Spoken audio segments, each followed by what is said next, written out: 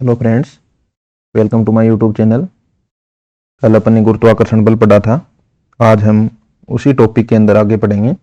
अपना जो टॉपिक है वो है ग्रहों की कक्षीय चाल।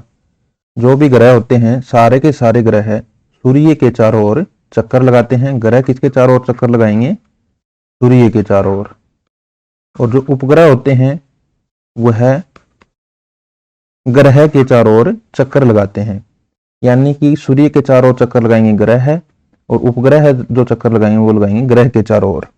जब भी कोई कण हो सकता है या कोई ग्रह उपग्रह जो भी है, कोई भी कण अगर वर्ताकार पथ में गति करता है तो उसको अभिकेंद्रीय बल लगना चाहिए केंद्र की ओर। अगर वह अभिकेंद्रीय बल उसको मिलेगा तो ही कोई भी कण या ग्रह उपग्रह जो भी है वह वर्ताकार पथ में गति करेगा, अन्यथा वह वर्ताकार पथ को छोड़ के सीधी गति करना प्रारंभ कर देता है।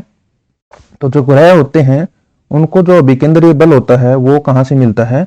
गुरुत्वीय बल जो लगता है। यानी एक तो सूर्य हो गया, सूर्य का द्रव्यमान हो जाएगा, दूसरा उपग्रह का जो द्रव्यमान है, और उनके बीच की दूरी अगर r मान लें तो इनके अंदर जो बल लगेगा गुरुत्वीय त्वरण, गुरुत्वीय जो बल होता है वह क्या होगा?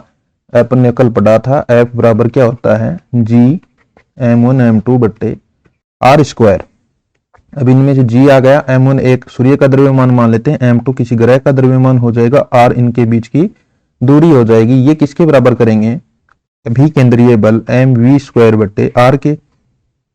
अब इसको यहाँ पे सोल्व कर लेते हैं। m से m कैंसिल हो जाएगा और एक r से एक r कैंसिल हो जाएगा। इसके बाद अपने पास यहाँ पे बचेगा v स्क्वायर बराबर gm बट्टे r।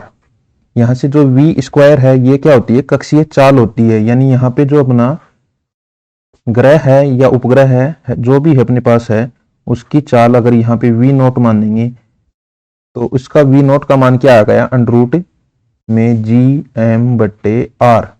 अंडर रूट कैपिटल वाला जी है, एम बट्टे आर। यानी यहां से v नोट क्या आ गया? जी एम बट्टे आर है। अब जी भी कांस्टेंट है, एम भी कांस्टेंट है, तो आर बचा। यानी इनके बीच की दूरी के ऊपर निर्भर करता है। कैसे? तो v नोट समानुपाती 1 अपॉन अंडर रूट आर। अपने को ये याद रखना है, v नोट समानुपाती 1 अपॉन रूट आर। अपना जो यहाँ पे एक न्यूमेरिकल लिया है, देखते हैं इसको। दो ग्रहों की सूर्य से औसत दूरी क्रमशः है। दो ग्रह हैं कोई, उनकी औसत दूरी दे रखी है सूर्य से, एक r1 दे रखी है 10 की घात 8 मीटर। दूसरे ग्रह की अगर दूरी देखें सूर्य से तो उसकी है 10 की पावर 12 मीटर। तो उनकी कक्षीय जो चाल है उनका अनुपात होगा, इसकी मान लेते हैं v1, इसकी जो कक्षीय चाल है v2। तो v1 समानुपाती होगी v1 समानुपाती 1 अपॉन अंडर रूट r1 के, v2 समानुपाती होगी 1 अपॉन रूट r2 के। अब यहां से अपने को अनुपात निकालना है तो v1 बट्टे v2 करेंगे, तो समानुपाती दोनों में कैंसिल होके बन जाएगा। v1 है नीचे अंडर रूट r1, ऊपर आ जाएगा v2 है तो अंडर रूट r2। दोनों का एक साथ लिख सकते हैं, r2 बट्टे r1 का अंडर रूट। r2 का मान अपने पास है 10 की घात 12 और r1 है 10 की घात 8। अब यहां से इसके अंदर भाग देंगे, ऊपर जाएगी 10 की पावर 8 माइनस की हो जाएगी, और 12 पहले प्लस की है तो 10 की घात 4 बचेगी अंडर रूट में। अंडर रूट करेंगे तो 10 की घात 2 बट्टे 1 लिख सकते हैं। तो v1 अनुपात v2 क्या आएगा? 10 की घात 2 अनुपात 1, या फिर और लिखें तो 100 अनुपात 1। इस प्रकार अपन किसी भी क्वेश्चन में अगर अपने को जो औसत दूरी दे रखी है तो उसके लिए अपन क्या निकाल सकते हैं? कक्षीय चाल का अनुपात निकाल सकते हैं। अगला अपना जो टॉपिक है वह है पलायन वेग और कक्षीय वेग में संबंध। यानी कि पलायन वेग और कक्षीय वेग में क्या संबंध है? पलायन वेग अपन ने कल पढ़ा था, वी क्या आया था अपना? अगर पृथ्वी की सतह से देखें 2gm बट्टे r आया था। और जो कक्षीय चाल अपन ने आज पढ़ी है वो आई थी v नोट बराबर अंडर रूट gm बट्टे r, यही आया था। अब जो यहाँ पे r अपन ने लिया है, ये जो r है ये क्या होता है? अगर पृथ्वी के चारों ओर कोई उपग्रह चक्कर लगा रहा है तो ये हो जाएगी r। तो r बराबर क्या? पृथ्वी की त्रिज्या प्लस पृथ्वी की सतह से उसकी ऊंचाई। जैसे यहाँ पे पृथ्वी है और इससे ऊपर r दूरी ये हो जाएगी, और इससे आगे h दूरी पे अगर उपग्रह चक्कर लगा रहा है तो r प्लस h हो जाएगा। अब अपन क्या लेते हैं, अगर जो उपग्रह अपना है वह अगर पृथ्वी की सतह के आसपास ही है, ज्यादा दूर नहीं है, तो आर लगभग किसके बराबर ले लेते हैं, आर, कैपिटल आर के पृथ्वी की त्रिज्या के बराबर। तो यहां से अपना वी नोट क्या हो जाता है, √GM/r। अब यहाँ पे अपन ने कल देखा था VE बराबर क्या था, √2GM/r, और वी नोट आ गया GM/r। तो यहां से √2 का गुणा हो रहा है, तो यहां से एक संबंध बन गया, VE का मान कितना हो गया, VE बराबर √2, और GM/r अंडर में ये किसका मान है, वी नोट का। तो VE बराबर क्या आ गया, √2 वी नोट।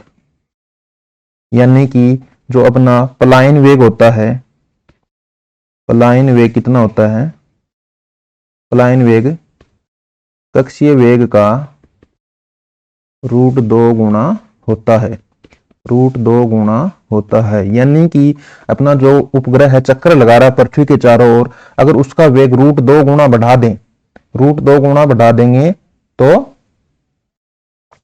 √2 गुणा कर दें, यानी बढ़ाना तो अलग हो जाता है, √2 गुणा कर देंगे अगर, या फिर 41% बढ़ा दें, लगभग 41% अगर उसका वेग बढ़ा दें, या फिर √2 गुणा कर दें, तो वह उस कक्षा को छोड़ के कहां चला जाएगा, पृथ्वी के गुरुत्वीय क्षेत्र से बाहर चला जाएगा और वापस से कभी भी नहीं आएगा।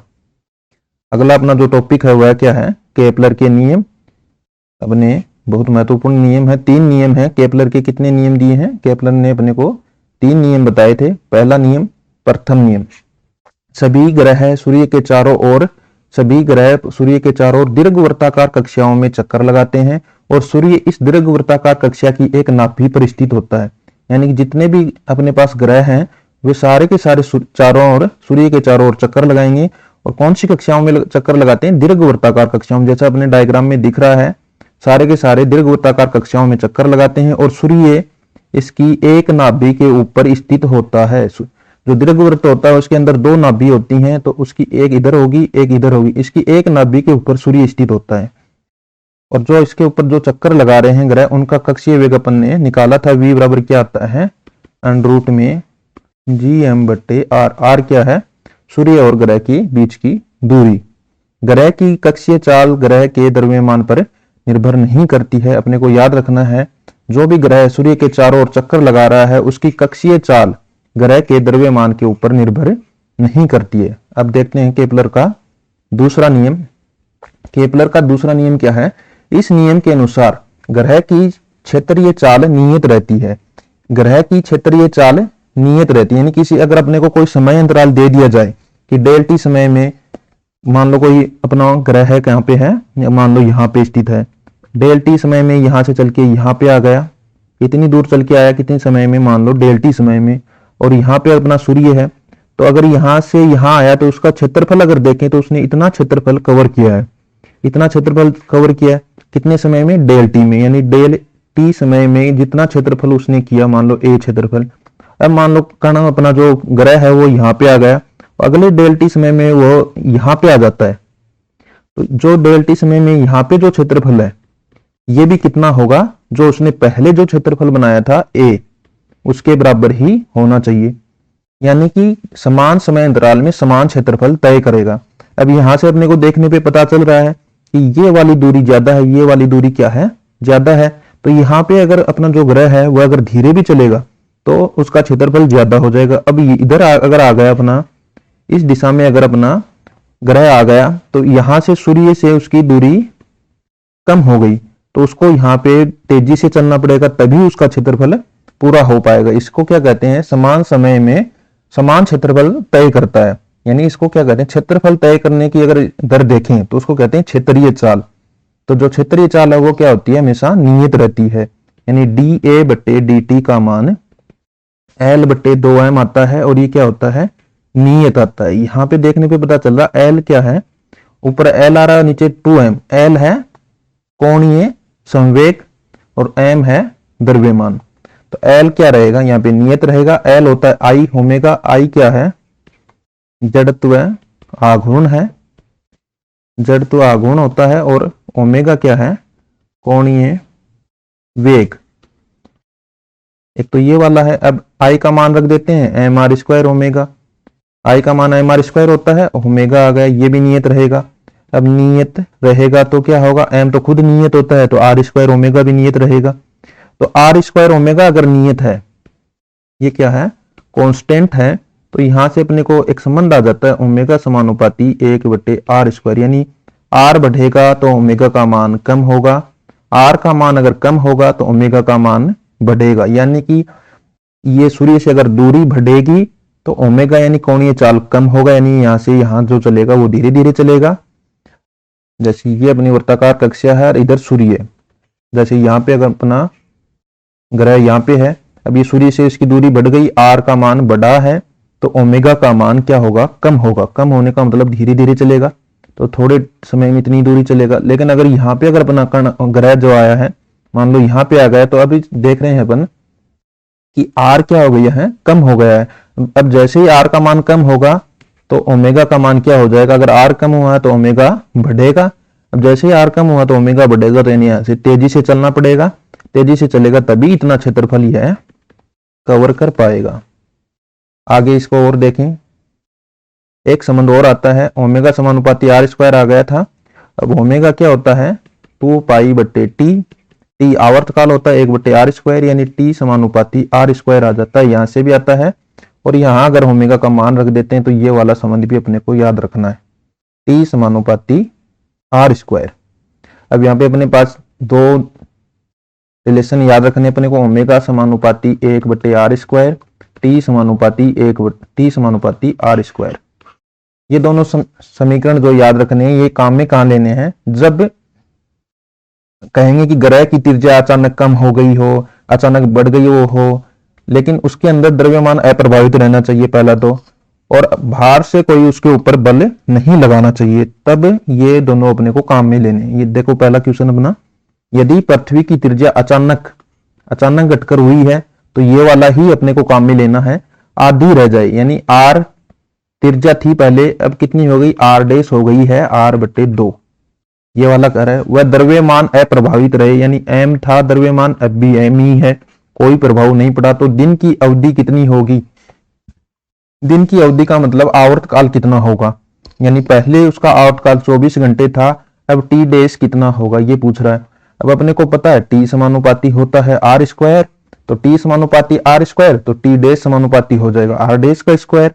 अब दोनों का भाग दे दें तो t' ऊपर लिख दिया, r' स्क्वायर ऊपर आ गया, नीचे लिखा t और r स्क्वायर लिख दिया यहाँ पे, t r स्क्वायर। अब t' का मान कितना आएगा, r' का स्क्वायर बटे r स्क्वायर। r' का मान कितना है, r' का मान अपने लिखा था r/2, तो r स्क्वायर बटे 4 आ जाएगा, और नीचे एक r स्क्वायर है तो ये r स्क्वायर लिख दिया। r स्क्वायर से r स्क्वायर कैंसिल हो जाएगा, और t' बराबर क्या आ जाएगा, यहाँ तो कुछ बचेगा नहीं, तो t' अगर देखें यहाँ से तो 1/4 बचेगा, और पक्षांतरण करेंगे तो t' बराबर t/4। और अपने को पता है t का मान 24 होता है, तो 24/4 यानी 6 घंटे। तो आवर्त काल क्या हो जाएगा, आवर्त काल या दिन की अवधि अगर बोलें, आवर्त काल या दिन की अवधि कितनी हो जाएगी, 6 घंटे, या फिर 1/4 गुणा हो जाएगी, यानी 1/4 गुणा का मतलब 6 घंटे हो जाएगी। अपना अब देखते हैं अगला, केपलर का तीसरा नियम, इसे कहते हैं आवर्त काल का भी नियम भी कहते हैं। केपलर का तीसरा नियम, आवर्त काल का नियम। इस नियम के अनुसार ग्रह के आवर्त काल t का वर्ग सूर्य से औसत दूरी r के घन के समानुपाती होता है। ग्रह के आवर्त काल t का वर्ग सूर्य से औसत दूरी r के घन के समानुपाती होता है। जैसे अपने पास ये कोई दीर्घवृत्ताकार कक्षा है, यहाँ पे अपना सूर्य है, अब इसकी औसत दूरी जैसे ये r है, r1 मान लेते हैं, ये वाली r2 है, तो औसत दूरी अगर निकाल लेंगे तो निकलेगा r1 + r2/2, और जो इसका ऊपर जो आवर्त काल होगा उसका वर्ग, आवर्त काल का वर्ग मतलब t का स्क्वायर, समानुपाती होगा औसत दूरी के घन के। औसत दूरी के घन के, घन का मतलब होता है 3 घात, r1 + r2/2 की घात 3, r1 + r2/2 को मान लेते हैं अपन r, तो यहां से क्या आ जाएगा, t का स्क्वायर समानुपाती r की क्यूब। अब दोनों तरफ अंडर रूट कर दें तो टी बचेगा इधर, और इधर 3/घात हो जाएगी 3/2। तो अपने पास एक संबंध और आ गया है, टी समानुपाती r की घात 3/2। इसमें क्या आएगा, ऐसे न्यूमेरिकल अगर आएंगे तो उसमें कहा जाएगा कि औसत दूरी को अपन ने कर दिया है। अपन ने क्या किया, औसत दूरी को 4 गुना कर दिया, या औसत दूरी को आधा कर दिया, औसत दूरी को 5 गुना कर दिया, 10 गुना कर दिया, ऐसे इसमें बताया जाएगा। और जो पहले वाला अपन ने देखा था उसमें जो उसकी त्रिज्या थी वो घटके हो जाती है अचानक से, ऐसा कुछ आएगा। लेकिन ऐसे जो क्वेश्चन आते हैं उसके अंदर क्या होगा, औसत दूरी को कर दिया जाता है, 4 गुना कर दिया जाता है, ऐसे बोलेगा तो अपने को काम में लेना है टी समानुपाती r की घात 3/2। अब ये कह रहा है किसी ग्रह की सूर्य से औसत दूरी को 4 गुना कर दिया जाता है, यानी कि पहले अपने पास r थी, अब r डैश कर दी, वो क्या है पहले की 4 गुना, तो r डैश बराबर 4r आ गया। तो उसके आवर्तकाल t पर क्या प्रभाव पड़ेगा, अब अपने को पता है, अभी पढ़ा है कि तीसरे नियम से केपलर ने क्या बताया था, टी समानुपाती r की घात 3/2। अब जो नया आवर्तकाल होगा, अगर दूरी को 4 गुना किया तो आवर्तकाल बदलेगा, उस बदले हुए आवर्तकाल को अपन ने मान लिया टी डैश, तो टी डैश समानुपाती क्या होगा, r डैश की घात 3/2। अब अपने को निकालना है टी डैश, तो टी डैश निकालना तो भाग देना पड़ेगा, टी डैश में टी का भाग दे दिया, इस वाली समीकरण 1 और 2, तो समीकरण 2 में 1 का भाग दिया है, समीकरण 2 में 1 का भाग देंगे तो टी डैश बटे टी आ जाएगा बराबर r डैश 3/2 बटे r 3/2। अब अपने पास क्या आ रहा है, टी डैश बटे टी का मान अगर निकालना है तो r डैश का मान कितना है 4r, तो ऊपर लिख देंगे 4r और भाग देंगे 4r में r का और घात दोनों की 3/2, 3/2 तो एक साथ भी लिख सकते हैं 3/2। अब ये कैंसिल हो गया, r से r, 4 की घात बच गई 3/2। अब इसको सोल्व कैसे करें, या तो पहले अंडर रूट कर देते हैं या फिर पहले क्यूब कर देते हैं, दोनों से ही कर सकते हैं। अगर पहले क्यूब करेंगे तो 64 आएगा, 4 की घात 3, 64 की घात 1/2 यानी 8। अगर पहले अंडर रूट कर देते हैं तो 2 हो जाएगा, 4 का अंडर रूट, इसकी घात 3, 2 गुणा 2 गुणा 2 यानी 8, यानी टी डैश बटे टी का मान आ गया 8। यहां से लिख सकते हैं टी डैश, अगर प्रतिस्थापन करेंगे तो टी डैश बराबर 8t, टी आगे गुणा में आ जाएगा तो टी डैश बराबर 8t। अब क्या आया है, आवर्तकाल क्या हो गया, आवर्तकाल 8 गुना हो जाता है, आवर्तकाल कितना हो जाता है 8 गुना हो जाता है। अगर अपन सूर्य से ग्रह की औसत दूरी को 4 गुना करेंगे तो आवर्तकाल 8 गुना हो जाता है। अब अगला जो टॉपिक है वो है उत्प्लावकता और आर्किमिडीज का सिद्धांत। उत्प्लावकता और आर्किमिडीज का सिद्धांत पढ़ेंगे। अब उत्प्लावकता क्या होती है और आर्किमिडीज सिद्धांत। आर्किमिडीज ने अपने को क्या बताया था, जब द्रव में कोई वस्तु अपन डुबोते हैं, जब द्रव में कोई वस्तु आंशिक या पूर्ण रूप से डुबोनी है, या तो हो सकती है वस्तु पूरी डूब जाए या फिर आधी डूबे, आंशिक या पूर्ण रूप से डूबती है तो उस वस्तु पर वस्तु के द्वारा विस्थापित द्रव के भार के बराबर ऊपर की ओर एक बल लगता है, इस बल को उत्प्लावन बल कहते हैं। यानी कि जब अपन कोई वस्तु द्रव के अंदर डुबोएंगे तो द्रव के अंदर अगर वस्तु को डुबोएंगे तो जैसे ही वस्तु आंशिक या पूर्ण रूप से द्रव के अंदर जाएगी तो वह अपने आयतन के बराबर, जितनी बड़ी वस्तु है उतना ही द्रव उस स्थान से हटाएगी, तभी वो अंदर जा पाएगी। अब जैसे ही वो अंदर जाएगी तो उसने द्रव को हटाया है, तो उसने जितना द्रव हटाया उसके भार के बराबर उस वस्तु के ऊपर की ओर एक बल लगता है, इस बल को उत्प्लावन बल कहते हैं। यानी कि अपने पास अगर कोई पात्र है यानी कोई बर्तन है, इसके अंदर अपन ने मान लो पानी भर दिया, अब इसके अंदर अपन ने कुछ डाला, कोई वस्तु है जिसका आयतन v है, इसके अंदर उसको अगर डुबोएंगे, जैसे ही डुबोएंगे और इसका द्रव्यमान मान लिया m, तो नीचे की ओर तो बल लगेगा mg। अब जैसे ही इसके अंदर डुबोया तो इसने v आयतन अगर इसका था तो इसने v आयतन के जितना ही द्रव यहां से हटाया है, यानी इसके ऊपर आ जाएगा मात्रा उसकी, v आयतन क्या होगा ऊपर की ओर बढ़ेगा। अब जितना द्रव मान लो उसने कितना भी द्रव हटाया है उतना ही ऊपर की ओर, जितना उसका भार है द्रव का, v आयतन के द्रव का जितना भार होगा उतना ऊपर की ओर एक बल लगता है, जिसे क्या कहते हैं बायोंट, बायोंट फोर्स बोलते हैं, उत्प्लावन बल कहते हैं। अब जैसे ही ऊपर की ओर भी बल लग रहा है, एक बल नीचे की ओर वस्तु के भार के कारण लग रहा है, तो जो वस्तु का जो कुल भार होता है उसमें कमी हो जाती है, क्योंकि उसके ऊपर उत्प्लावन बल लग रहा है, तो वस्तु के भार में कुछ कमी हो जाती है, जिसे क्या कहते हैं अपन, आभासी बल कहते हैं, आभासी भार कहते हैं। यह बल विस्थापित द्रव के द्वारा वस्तु पर लगता है, जिससे वस्तु का भार कम प्रेक्षित होता है। अब देखते हैं यहाँ पे अपन ने माना एक वस्तु जिसका द्रव्यमान m, यानी कि एक वस्तु है जिसका द्रव्यमान अपन ने m लिया है, जिसका आयतन v है और घनत्व है उसका लिख देते हैं d, घनत्व को डेंसिटी लिखते हैं d, और वस्तु का है तो बॉडी लिख दिया d बॉडी, और जिसका एक द्रव लेते हैं जिसके अंदर इस वस्तु को डुबोना है, तो उसका अपने को घनत्व लेना है d liquid, density of liquid में डुबोते हैं, तो उत्प्लावक बल जो है वो ऊपर की ओर लगेगा, और यह बल कितना लगेगा, जितना यह वस्तु द्रव को हटाएगी, कितना हटाएगी, अगर इसका इस वस्तु का आयतन v है तो v आयतन का द्रव हटाएगी, इतना भार उसके ऊपर, v आयतन के द्रव का भार ऊपर की ओर बल लगाएगा।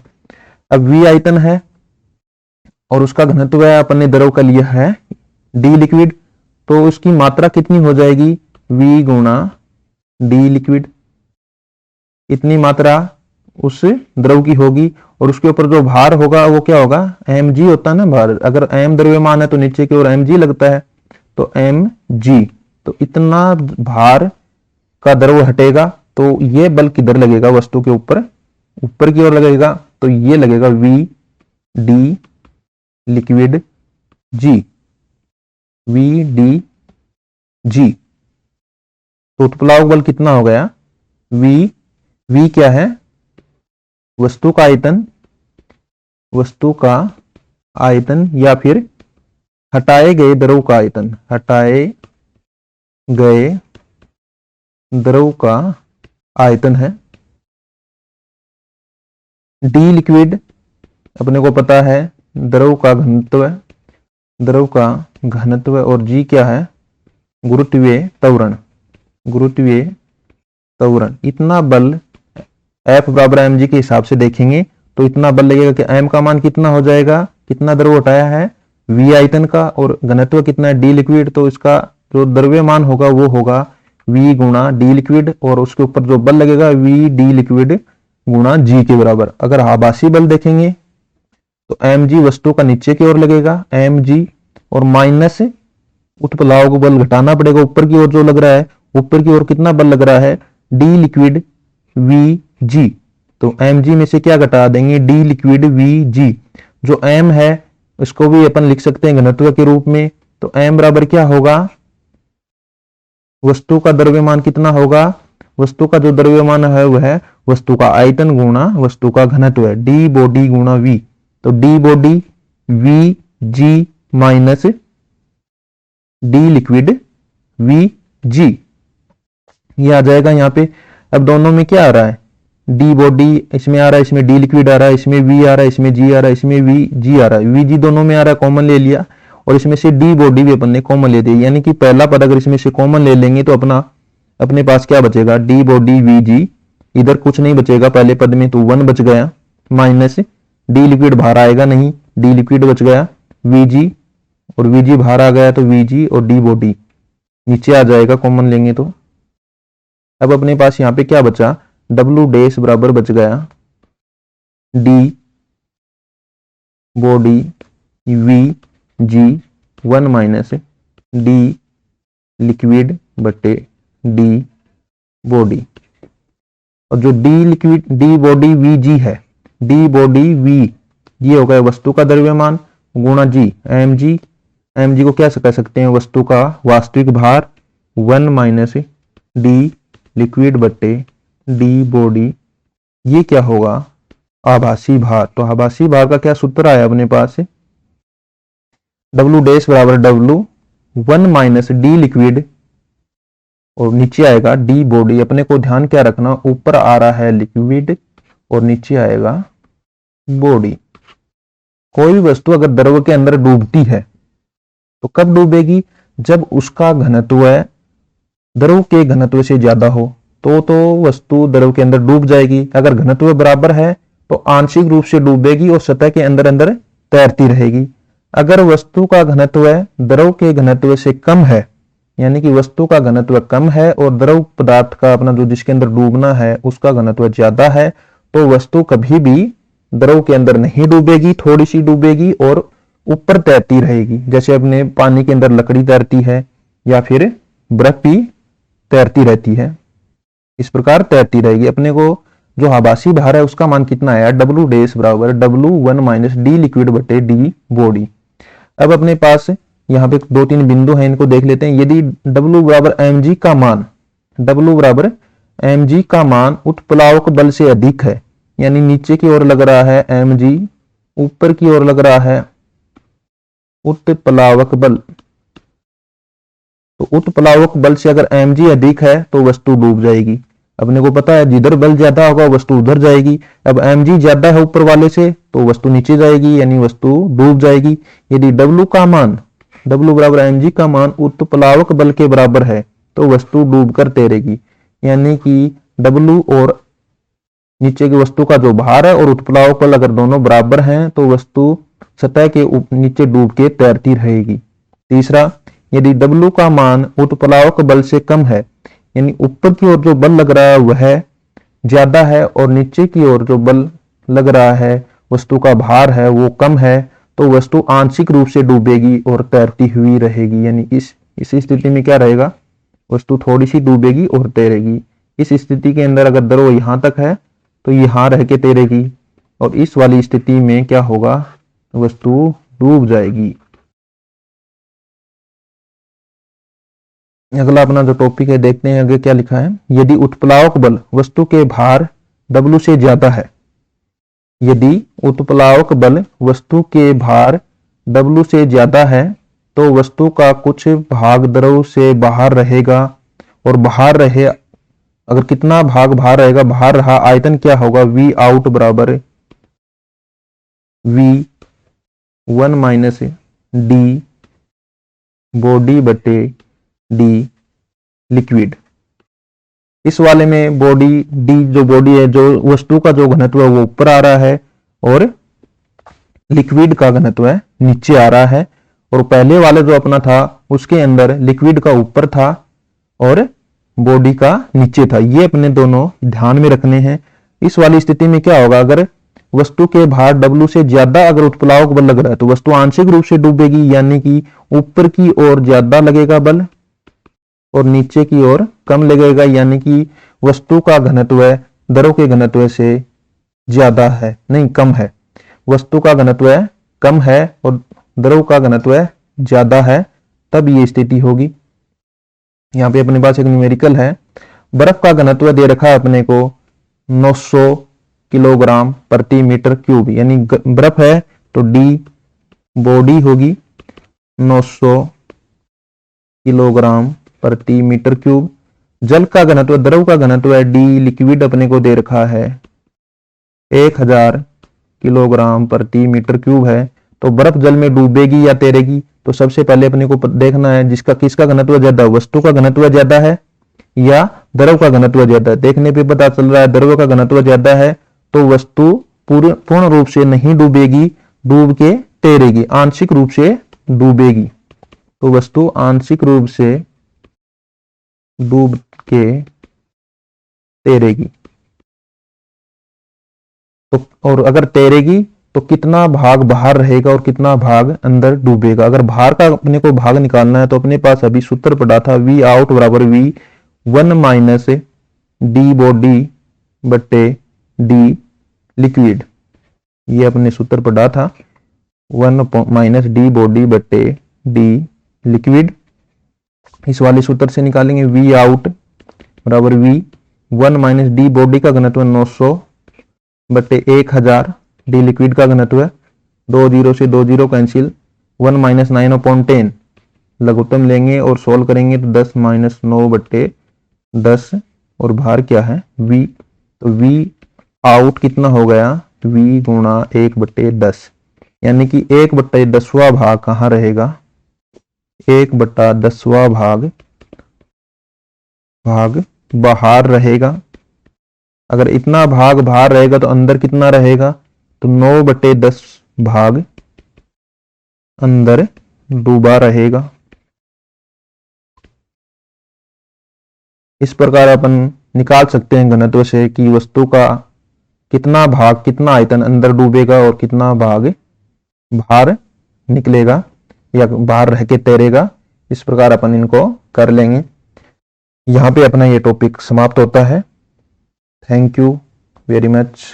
चैनल को सब्सक्राइब कीजिए, शेयर कीजिए, कमेंट कीजिए। Thank you very much. Thank you.